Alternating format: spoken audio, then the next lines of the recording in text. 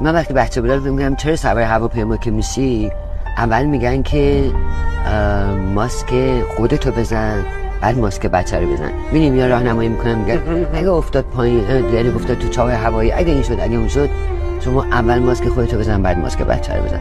مثلا بچه که بیشتر احتیاج داره. بعد متوجه شدم اگه مادره به موقع ماسکش نظر حالش من بکنه و بچه‌ش نمیرسه اصلا.